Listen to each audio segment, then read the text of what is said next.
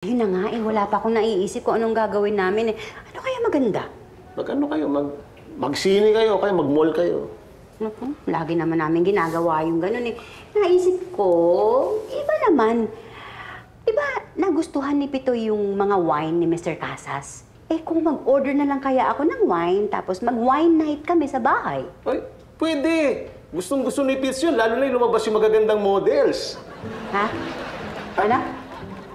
Yung gusto ni Pitts? Hindi. Yung lumabas? Yung models. Anong models? Yung magaganda. Sinabi ko yun? Oh, sabi mo magagandang models. Eh, ang sabi naman ni Pitoy sa akin, mga matatandang businessman yung kinuhang models ni Mr. Casas. Oo, matatanda yun. Matatandang babae yun, hindi magaganda. Ikaw, Elsa, nililito mo ako eh.